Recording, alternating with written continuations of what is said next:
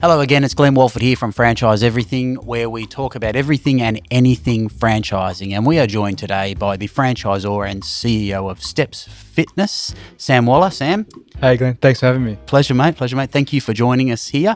You're interesting. You know, we've done a couple of little bits today together, and I mentioned all of them. You've taken us on tours and done all stuff. We're in your beautiful location here at Rouse Hill in Sydney, which is your newest franchise.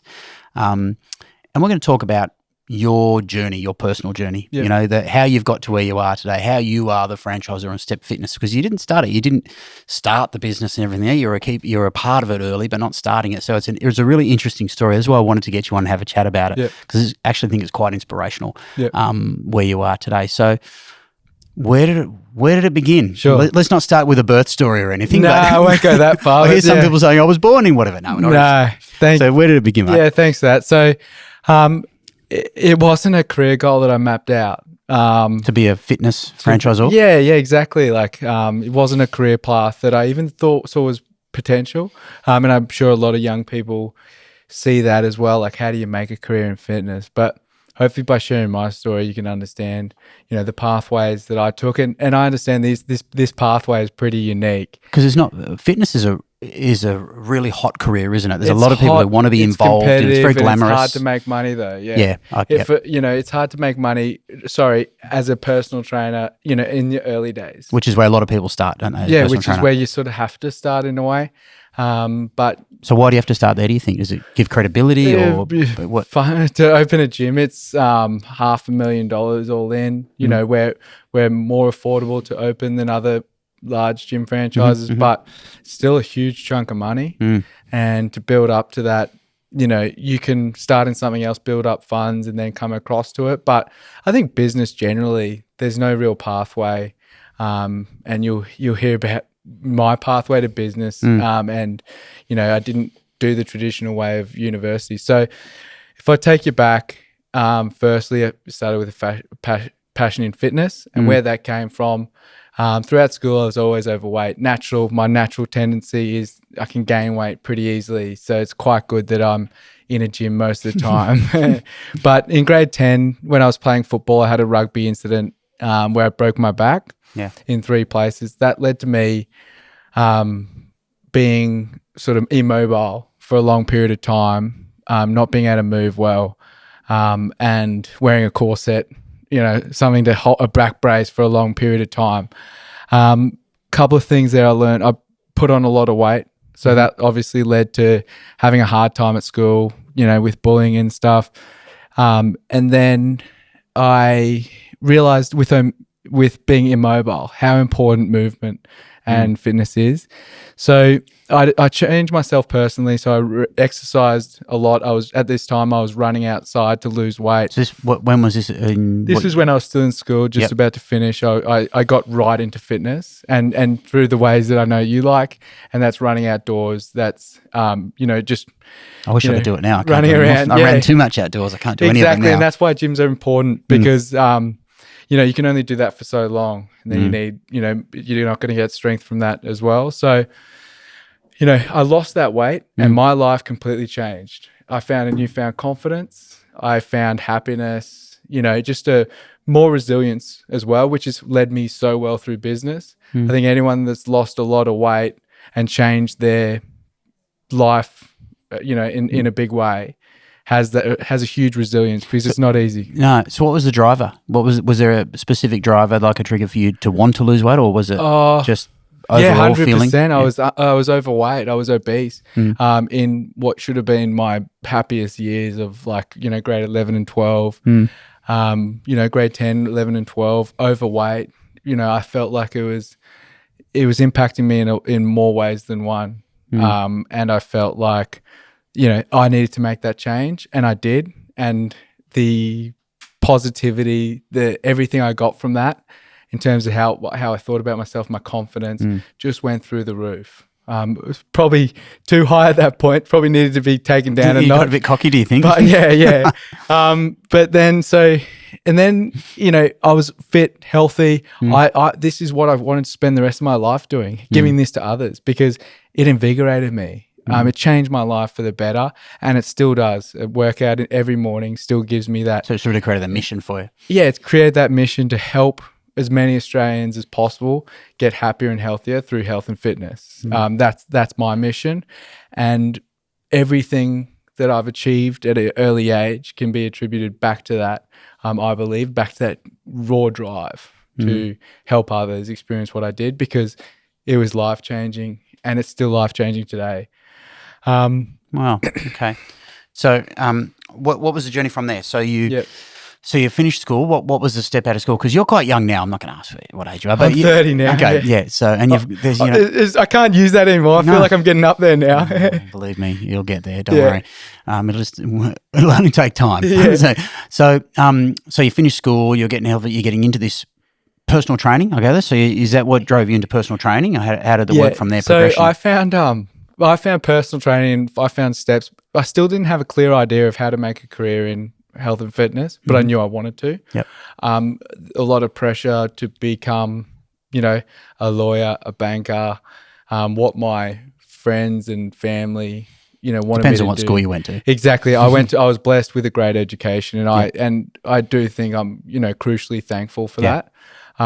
Because I've still got mates, my mates who are successful lawyers and in construction.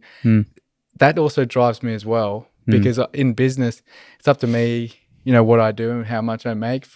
Especially when I was younger, seeing my mates climb the corporate ladder, and then me having to create my wealth and my income, it was motivating. So, I was blessed in that sense for sure. So I started a business management degree before I was working. Was it straight out of school? Straight out of school. Yeah. Just to sort of tick the boxes.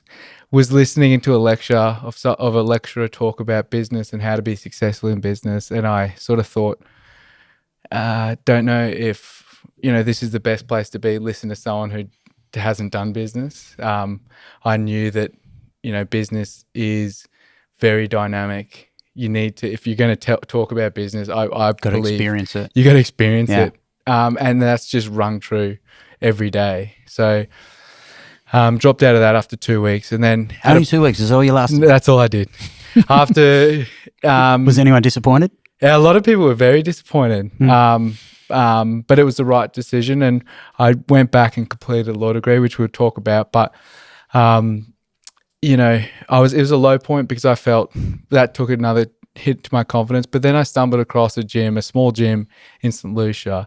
Orange. St. Lucia in Brisbane. Yeah, orange logo. It was a Stepz Fitness. We'll show the odd logo on this. And I liked the fact that it was not intimidating. Everyone was welcome. My confidence was down after feeling like, oh, what am I going to do for my career? And then I just thought, this is it. This is me. I'm happy here. This is my safe space. It's interesting because this morning when we've been walking around, you've been talking about design, aesthetic, environment, community, communal feel, communal table. It's sort of ringing true from you. Sure. About you, what you were personally looking for. Yeah, exactly. Yeah. It's very interesting. And then, I fell in love with that place. I spent probably the next 5 years in those four walls, loving it. Helping other people as a personal trainer, just the business was taking off, and all because I have that mission, and I'm, that passionate about that mission, as everyone can probably hear. Yeah. And I just grew to end up taking that over when I was 21. So you're a personal trainer in there. Yeah. You're working there. So when you say you took it over when you were 21, so you started in there about 18, 19? Yeah. Yeah. So in what do you mean, taking over, managing it, or? No, it's probably a bit premature, but everything I've done has been a bit early. So the franchisor at the time, it was the head office gym, and they were walking it was a company gym? Yeah. Yep. And they were walking someone around to sell it.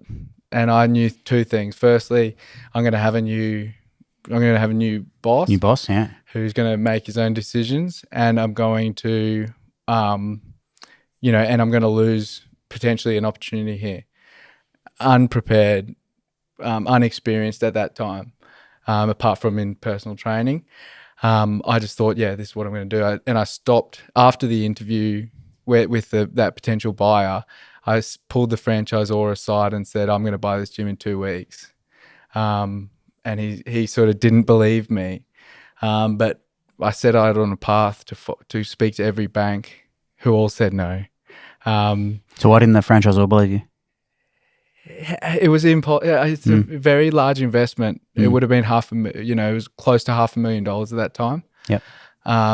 Where was I going to come up with the money as a 20-year-old?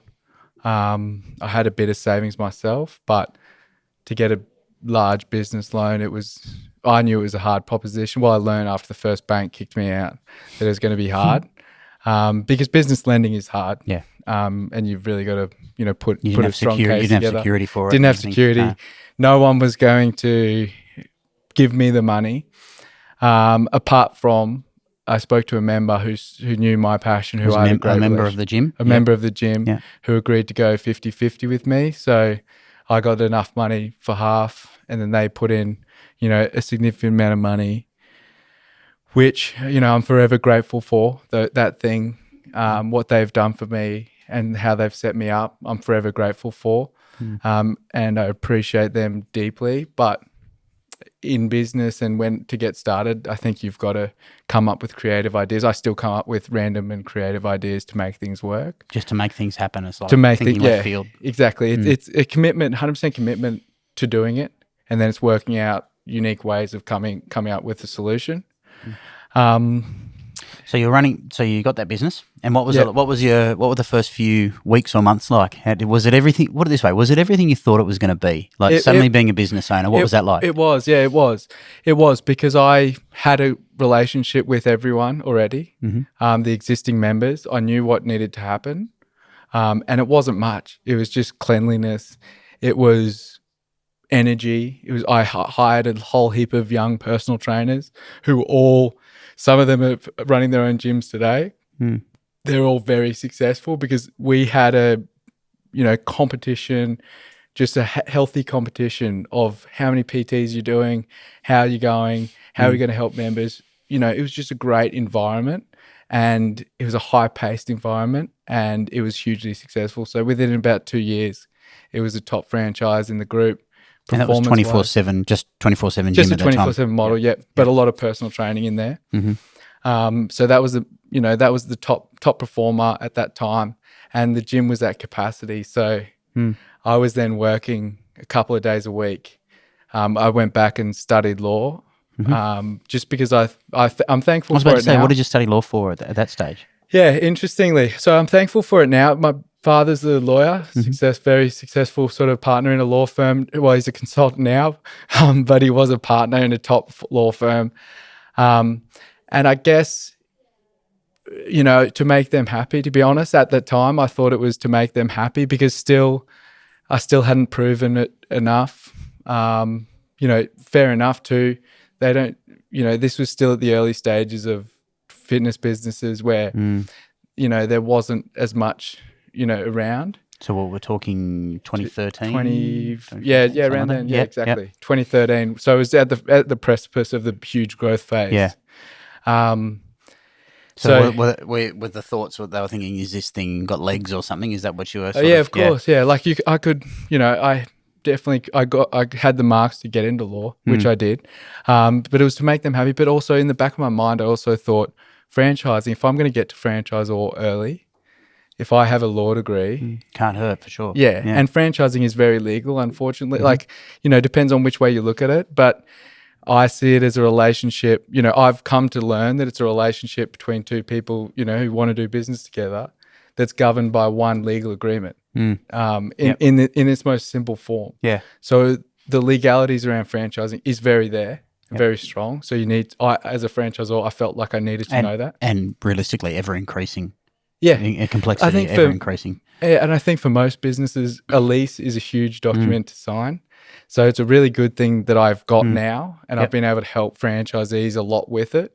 So you went in there with no intention necessarily to practice law at all? Yeah. Okay. No, I was never going to practice. People that know me know that it was never going to happen. Yeah, no, I was never going to practice. I knew that, and I didn't need to. I was probably, if with one gym, I was probably making more than what I would first couple of years out. A lot more. Yeah. I was more passionate about business. For me, business my grandfather's in business. Mm. He's the only one in the family that I sort of looked and got advice from and could talk to and could understand. Mm. So you do that part-time in the evenings, or because you're only doing two days a week in the gym? I wasn't doing much law, but I was working at that stage in my life. I was young, working 12 hours a day. I slept at a gym a couple of times before an exam so I could study and do both. So it was an action-packed time in my life. But looking back, it's actually not that long ago. Yeah, exactly. It wasn't. It's actually not that long ago. Yeah, it's amazing. The path is really interesting. Yeah, exactly. Not long ago, but I think things happen so quickly. Yeah. I didn't plan on being a franchisor at 22. So how did that happen? So you were doing the law degree. You've got St. Lucia. The business is pumping. Business is pumping. Yeah. Cranking along. You're in the top 5. Yeah.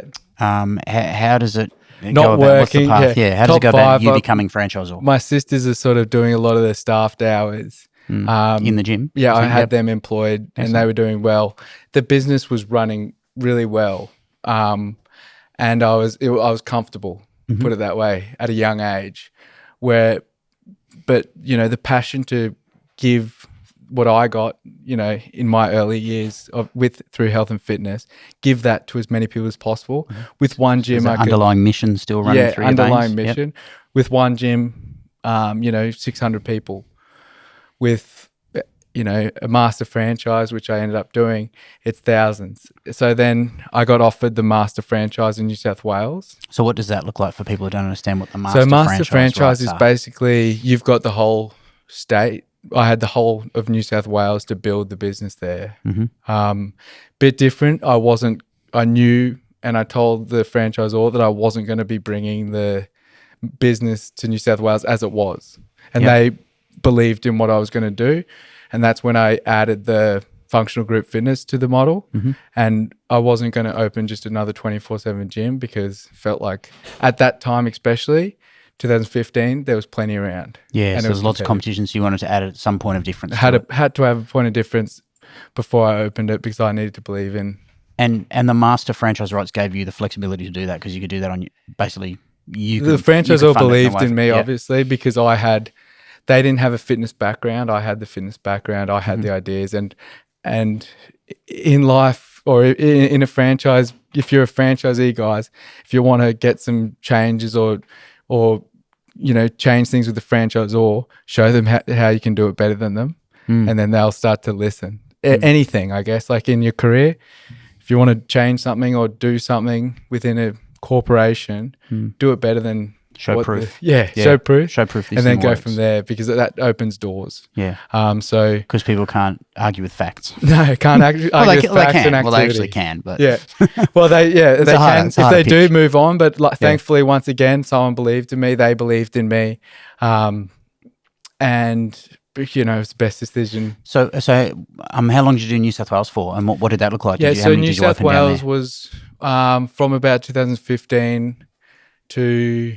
Yeah, from about 2015. Yep. So I ended up finishing my law degree in 2015, graduated then. And then initially it was guerrilla sort of. I spent a lot of money on the master franchise agreements. They're not cheap in any franchise, I believe. So I spent basically a lot of money to get here. And then when I was here. To get the rights. Yeah. Then I was here, I was like, wow, now I need to open a gym and scale. How are you going to do that without an income? Because you're basically starting from scratch again to grow the area. Yep. There's no one's giving you money. So you've got no brand recognition. You've got nothing. Yeah, 100%. So I did it. I did it by what I did with personal training and just getting out there, telling people what I was going to do, showing the difference in the model. And once a couple of franchisees or prospective franchisees saw the difference, and if they knew anything about the industry or gyms, they knew that it was different and it was something that had merit. So you as a master franchisor, so your role then as a master franchisee, is to scale present to would-be franchise owners of a location that, hey, this is the opportunity. Let's open a business, and you're going to be their support. You're going to be their contact through to their intermediary between head office. Correct. And in return for that, you get one cut of it, and head office still gets another cut as well. So you've got a diminished revenue stream still though than you would Yeah, ordinarily sure, have. but it's still strong. Yeah. Like it's still strong. You know, but and then there's a percentage that goes to head office. So yeah, it's diminished, but that wasn't the issue. The issue was getting the first one. Yeah, and I suppose in those environments, like in any young franchise, they're buying you, aren't they? Yeah, They're buying you. which which in the early days exactly because there wasn't anything like what we were doing in the whole fitness industry. No one could see what a functional group training and 24/7 gym looks like because it wasn't done in 2017. We were the first to market with it. So, yeah, they were buying me. A lot of people, you know, and that's happened a lot of times. And I, you know, if they see how passionate I am and how much I'm willing to work, even if people still buy me, I think it's the best decision they'll make. Excellent. So how did that progress? How many did you open in just New South Wales before it all progressed to being the franchisor? It was tough going for a while there to get the first one. Once the first one opened in around 2016, so it was about a year, 6 months where I had no income, didn't have much. I was living off savings, and then it was a Thornley gym, which is probably 20 minutes away from here where we are in Rouse Hill, was my first one in the hybrid model. So thankfully that kicked off well, went really well. It was still under the previous branding. Was that stressful, that opening, like the fit out and all that sort of stuff? Openings, what was that like? Yeah, I can't, you know, for me, it must have felt all new. Must have felt totally new. Openings are always pretty stressful. Thankfully, I had the franchisor to walk me through it, which was great. Like, I think I needed that. But openings are always stressful. No matter these days, I still open a gym and you always have that fear. Like, imagine if no one came. But now with pre-opening marketing and stuff, we know at least 200 people will be signed up and paying by the first sort of direct debit date. So it's different now. But no matter what, even with that, you still have the fear that no one's going to turn up on the first day. Of course. And how do you deal with that? Now I know that, you know, it's just a thought pattern that I've got to get out of, but I can now I'm sympathetic with franchisees when they feel like that. I can say, don't worry, I felt that before. I know all about it. It's going to be hard. The first couple of months are always hard because you know, my last gym that I opened personally broke even the first month or two, which was huge, and which is huge for any business to get up to. Is that normal for the niche, for the industry? Not normal for the industry, no, not at all. Not for the 24/7 industry, at least. The boutiques, some of them are doing it pretty well. But I suppose that with big marketing campaigns, big budgets to throw to it, but then 6 months later with retention. Yes, correct. So it has a different impact. We're able to do it within about 6 months over the last couple of gyms, which is still pretty impressive and huge for me because it's quite a bit of income that you're getting from nothing, off the back of nothing. So obviously our focus is to do that as fast as possible, get the income, pay the bills firstly, and then get the income coming in. So yeah, the first 6 months are always a bit tough. So from Thornley, what was next after that as you developed this master location down here? Obviously everyone in the group saw that went really well. I sort of got a name. The hybrid model. The hybrid model. Yep. So there was no one disagreeing that that's the way forward, including myself. That's when some things popped up in Queensland with franchisees being unhappy. And eventually it was about to become legal because there was a large group of franchisees that got together and said, there's not enough marketing going on, stuff like that. I got made aware of it. I think so. It's almost a franchisee revolt, essentially. That type of It wasn't going well. It wasn't going well in Queensland and with the previous franchisor. I got made aware of it. I think there was a lot of people in the group that sort of knew that, you know, I was the next step and the right person, but also the franchisor was like, Sam, this is you. I just finished my law degree. This is you at 22. Yeah, and obviously it was going a way that something needed to happen. Otherwise, it wasn't going to be good for anyone. Yep. I would lose out a lot of money too if it didn't go well. If the system collapsed. So I went back, had some meetings with franchisees. There was a large group of them in Queensland with the franchisees, franchisor. Initially, I was just acting it as the middle ground, who's still a franchisee, understands both sides of this situation and just trying to mediate it. And then ultimately I made the decision that to, take over on terms that would be agreeable by all parties. So I took over the whole franchise at, 2017. So at 2017, so at about, 22.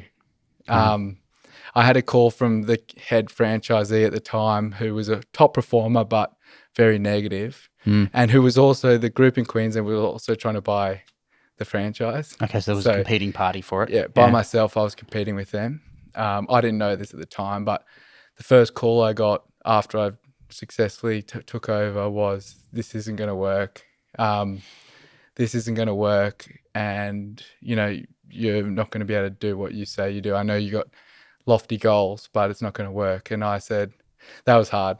So I was going to say, how did that make you feel overall when you're just trying to do the right thing and you think you've got a great hybrid model pumping away? What was your reaction? It rocked me, but welcome to franchising, I guess. Like, welcome to being a franchisor. You're responsible for a lot. People are going to hang things on you. Now, I moved on. It was a night of, shivers, what have I done? But pretty quickly I went back to what I've been doing, how well what I'm doing is, and how well what I've done has always worked, no matter what everyone else was going through. And I thought, I'll show you. So that franchisee, is that franchisee still around? No, I worked with him for a couple of years and he still was performing. He was always hard, always I think but I'm okay with that. Be hard, be hard on me. Fair enough. For me, but there's still elements of just being downright unreasonable. I didn't let him spread that. I didn't let him ever, get onto the other people in the group with negativity. I didn't let his negativity go, but I let him have his say because it's fair enough. He's a franchisee. He's a part of this. And then it got to a point where he was open to selling, and I said probably a good time to sell. Yeah. He did really well out of the sale, and moved on happily, and we've, there was a relationship there. Okay. And so, sometimes, it's a group, and I just think in those early stages, so many people are affected by decisions that some people make. And if you're not making a decision that's beneficial to the group, don't make that decision and don't spread your discontent, because a lot of lives and mouths are relying on, successful getting business. It right. Yeah. So in any franchise group, work together, find solutions. Yeah. I mean, in a previous life, I was in roles with franchisors at a national operations level. And my take on it is people who behave like that, we're all human. So we all get drawn to people and work better with people who are actually decent towards us, and people who are antagonistic or difficult, or when you do a field visit and you just don't enjoy going and visiting that person, they're going to get less out of it. Whether you might not be doing it deliberately, but just by your nature. They were the top performer, which was the also hard part. But imagine maybe they wouldn't be. Imagine how good they could be going if they were actually. Oh, sure. On board. But he did get on board to a point. Like, he never was negative. He got on board to a point, and was supporting in certain things. But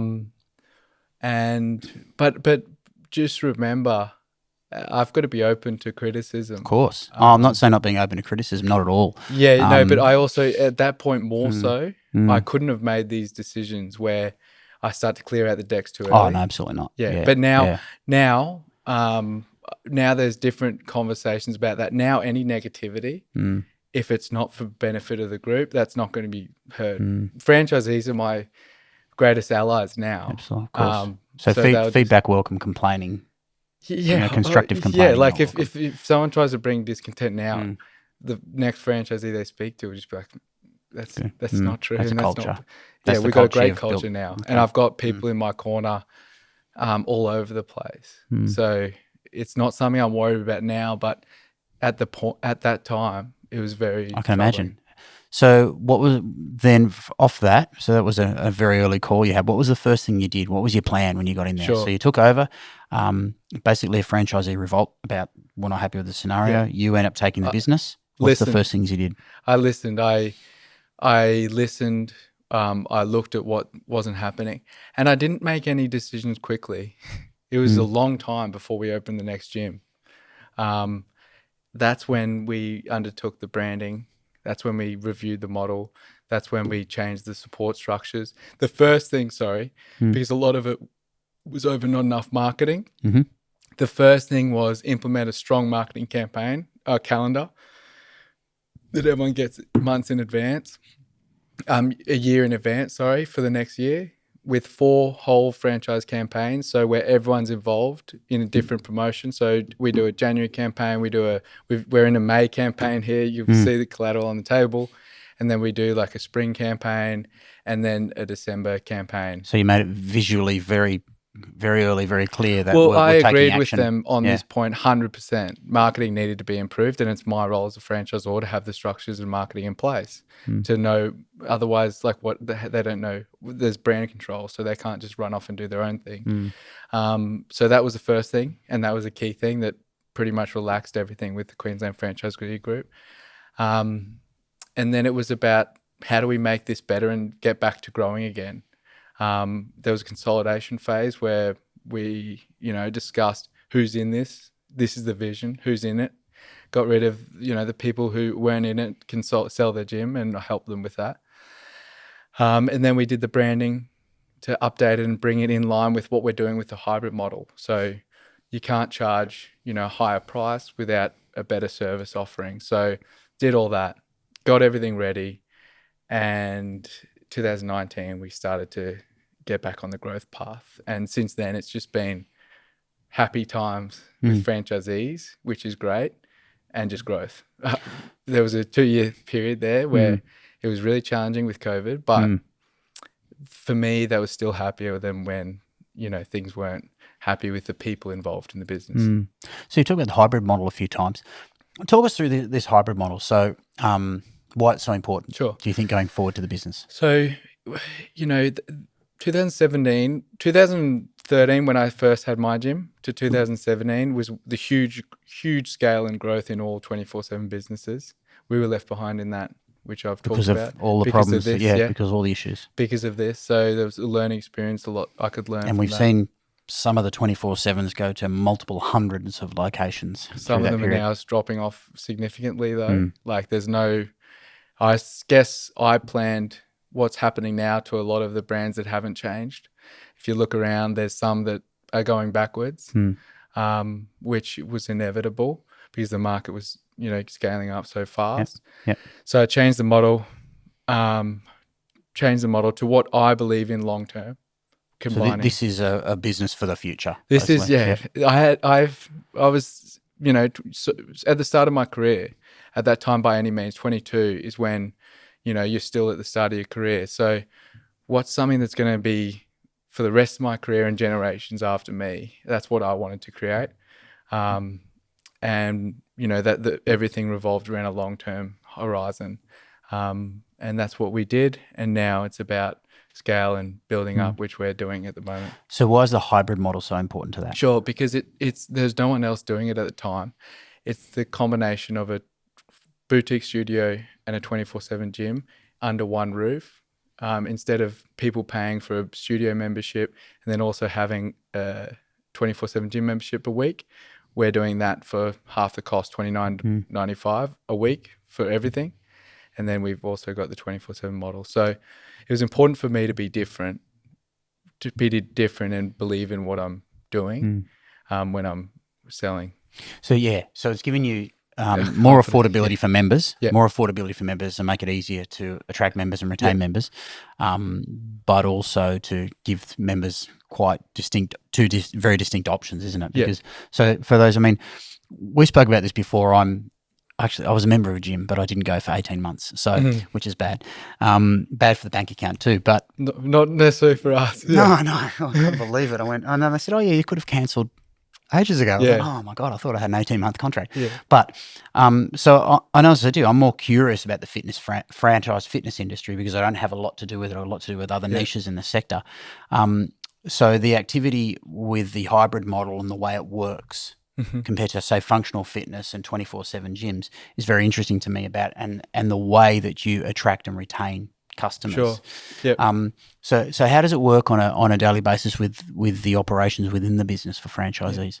Sure. So there's about three to four group classes a day. Yeah. So there's probably an extra casual staff member to run some of those classes.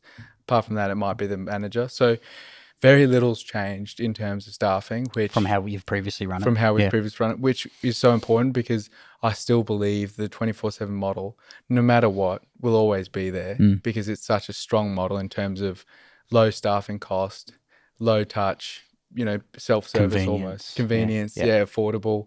Like, your gym membership, if it was double the price or triple the price, you would have seen it coming out of the bank account and be like, I would have taken it. No matter what, no matter what, I'm going to have to cancel this I'm going to have to do something about this. But for $14.95, I want everyone to use the gym, and you know that. Like, my passion for health and fitness is huge. But $14.95, even if people feel like, I've got a tag, I can show my friends that I'm going to the gym, or feel confident that they've got a gym membership, that they can use it when they can't when sleep they're at ready. Night. Yeah. When they're ready, or they can't sleep at night. So instead of walking out on the streets, they can go and use the gym.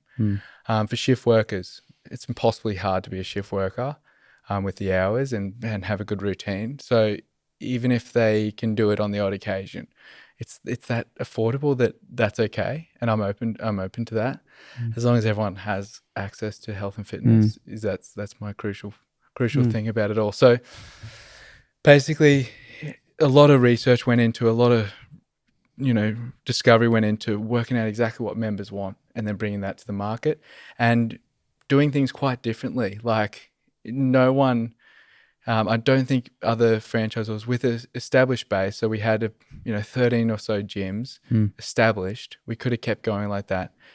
To change the model at that point, it would to retrofit all of those. It was a big decision, but it was the right decision. It's paying dividends now. So going into the future, what do you see your role into the future? So what does it look like for you going forward, for you personally, as much as anything? This is about you as much as anything. So what are you going to do going forward into the business and more? So I've enjoyed, obviously my mission has driven a lot of this to, help as many Australians become happier and healthier.